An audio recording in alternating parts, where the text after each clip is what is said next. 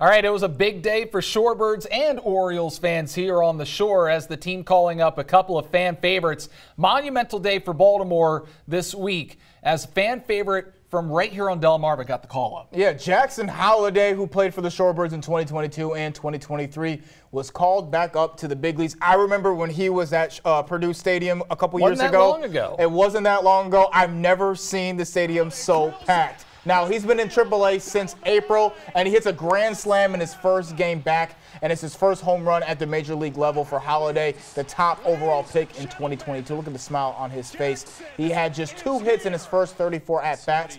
Before, he was obviously clearly overmatched, but he looks like he's ready now, though. Yeah, no wonder he had such a big smile on his face. He went 2 for 34 his last time up. The last thing you want is to bring up your top prospect and have him be overmatched once again. Ever since getting called back up, Holliday has 3 hits in 10 at-bats, scored a run in all 3 games. Orioles not concerned at all about Holliday. This guy is going to be the second baseman of the future, and he has one of the best eyes of anyone in the minor leagues. He's got speed, plays defense, incredibly smart player, son of Matt Holliday, one-time All-Star, and he's still just 20 years old. So young, so he has a lot of potential that he's going to grow into. And another one-time Shorebird getting the call up to play in the friendly confines of Camden Yards, Kobe Mayo. He's getting called up by the O's. He was drafted in the 4th round back in 2020. A 6'5" corner infielder, and as a 22-year-old in AAA, he's hit .307 with 17 home runs, so it's obviously time for him to get the call up. He's listed universally as a top 10 prospect in all of minor league baseball. Yeah, Mayo played with the Shorebirds back in 2021.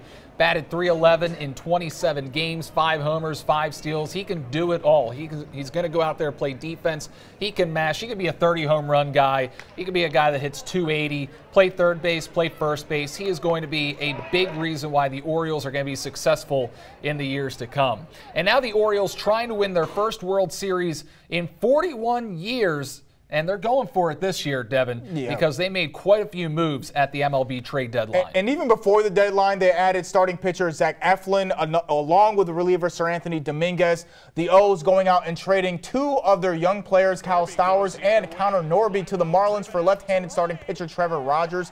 Rogers, Brandon, is only 26 and is just 2-9 with a 4.53 ERA, but in 2021 had a breakout year. Yeah, so the Orioles are banking on the fact that they think that they can fix him, I guess. Eflin under team control through next year.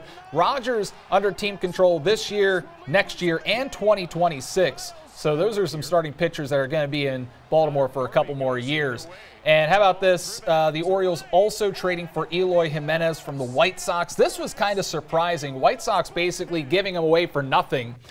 Basically a salary dump by Chicago. Eloy was one time one of the top prospects in all of baseball.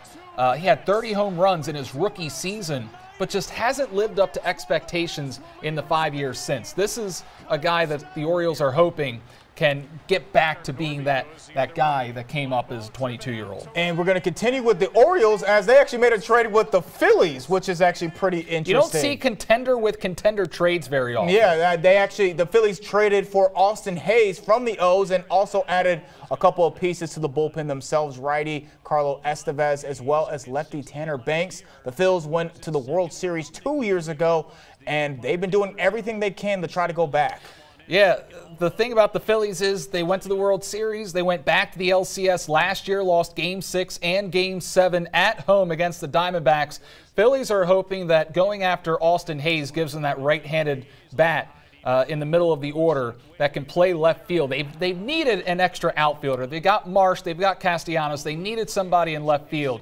And then the fact that they went out and got bullpen arms, you can never have too much bullpen pitching in baseball. You just can't. So these are 2 guys. Carlos Estevez was dealing with Los Angeles Angels, and Tanner Banks, he's just a lefty who can get lefties out. So. And now, finally, Brandon, well, we have a lot to say about the O's and the Phillies, but we got to finally talk about the Nationals. They made one move at the break, trading outfielder Lane Thomas to the Cleveland Guardians for a pair of prospects.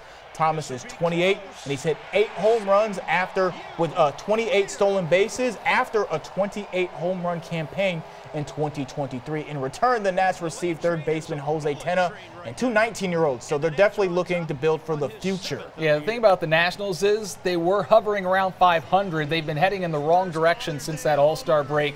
They brought up James Wood, who was the #1 overall prospect in baseball, who's just been okay so far. He's only 21 years old, but they have some good young players, including C.J. Abrams and Luis Garcia Jr. They also have Brady House, Dylan Cruz, some others that are still coming up through the farm system. So even though the Nationals are not great this year, just hang on, Nats fans, because in a couple of years, y'all are going to be in that playoff discussion. Y'all are going to have some really good players. Yeah, I think that they just want to turn back the clock to 2019. I know that's what they want to do, and if I was a Nats fan, me too. Now, coming up, the parents of 2 young children were arrested after police say they were left in a hot car in Cambridge. And Ocean City Film Festival is on the horizon. That's coming up next on DSI. I'm Coach Lacey Lord with Salisbury University Softball, and you're watching Delmarva Sports Insider.